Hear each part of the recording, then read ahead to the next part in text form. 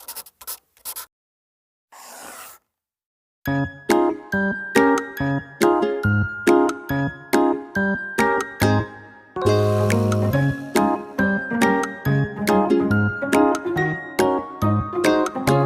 हूं मेहताब चिश्ती।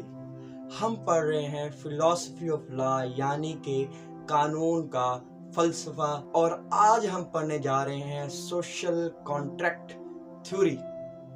इसमें हम पढ़ेंगे कि सोशल कॉन्ट्रैक्ट थ्योरी है क्या, इसका कॉन्सेप्ट क्या है, इसके डिफरेंट फाउंडर्स कौन हैं, इसके की पॉइंट्स क्या हैं, क्रिटिसिज्म क्या है, और लास्ट में पढ़ेंगे हम कि क्या ये पाकिस्तानी सोसाइटी में एग्जिस्ट करता है या नहीं करता।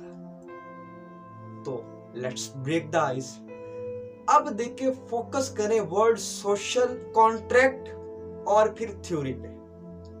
अब जो वर्ड सोशल है, social mean related to society, जो चीज सोसाइटी से मुंसलिक हो गया हम उसे क्या कहेंगे, वो है सोशल।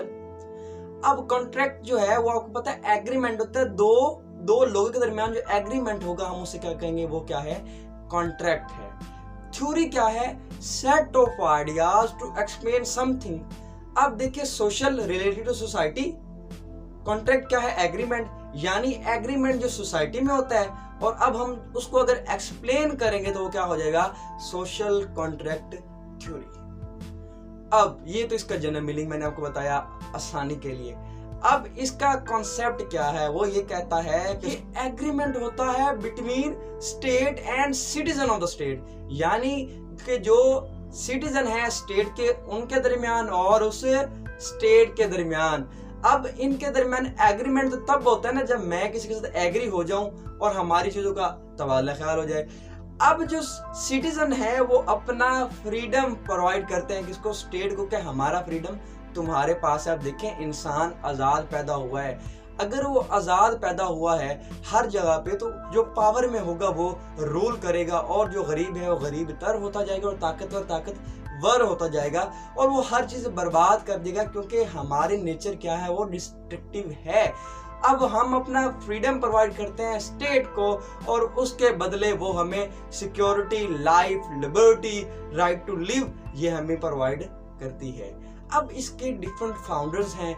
जो सबसे पहला फाउंडर नामी गिरामी जो है वो है सोक्रेटिस है, जिसको हम सुकरात कहते हैं। उसके बाद आता है थॉमस, फिर जो है जॉन लॉक, और फिर एंड में रोजो आता है।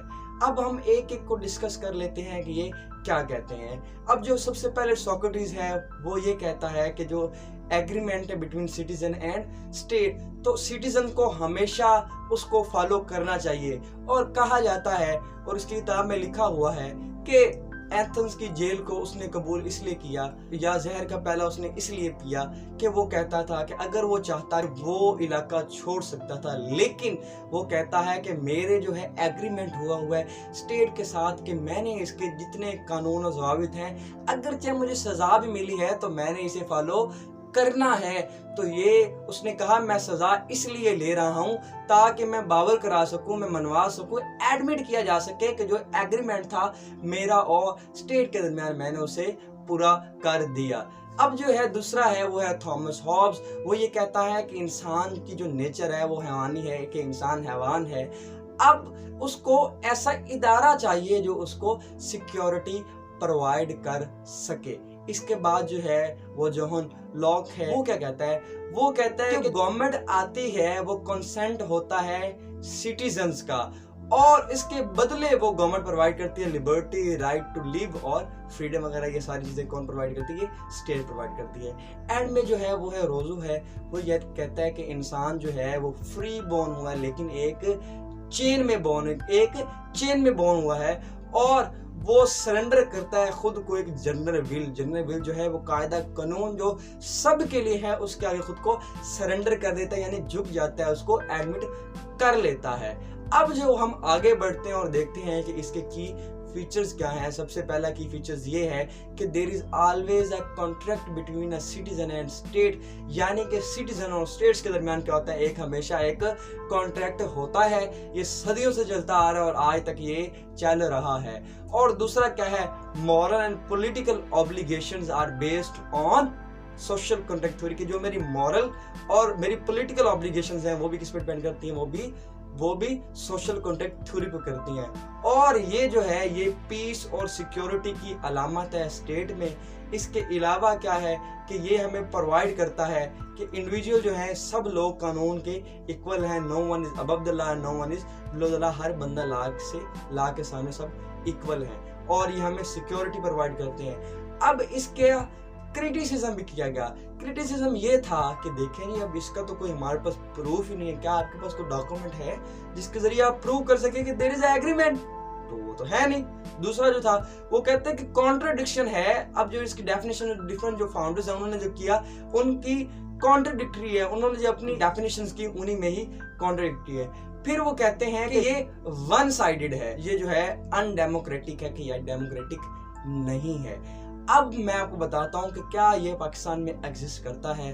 तो अगर आप कभी देखें पाकिस्तान के आर्टिकल नंबर 4, आर्टिकल 5, तो आर्टिकल 4 ये कहता है कि हर बंदे को लॉ के मुताबिक इक्वल ट्रीट किया जाएगा।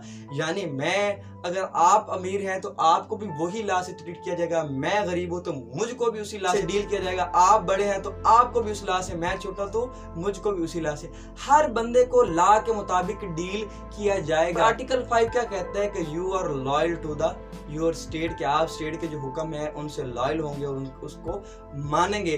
तो अब देखिए एक बंदा एक बात मान रहा है, अब जो है स्टेट हमारी क्या बात मान रही है कि वो हमें इक्वल लॉ प्रोवाइड कर रही है, और हम स्टेट की क्या बात मान रहे हैं कि हम स्टेट से लॉयल हैं। तो आज हमने पढ़ा कि सोशल कॉन्ट्रैक्ट थ्योरी है क्या। मैंने आपको बताया सोशल क्या होता है, कॉन्ट्रैक्ट क्या होता है, थ्योरी क्या होती है। फिर मैंने कॉन्सेप्ट बताया, फिर मैंने बताया इसके फाउंडर्स कौन कौन से, फिर मैंने बताया कि फाउंडर्स कहते क्या क्या हैं, फिर हमने पढ़े इसके की पॉइंट्स क्या हैं, फिर हमने पढ़ा इसका क्रिटिसिज्म क्या है, और एंड में पढ़ा क्या ये पाकिस्तान में एग्जिस्ट करता है। तो इस तरह हमने पूरे जो लेक्चर था उसको कवर कर लिया। मिलते हैं एक अगले टॉपिक के साथ, उस वक्त तक इजाजत।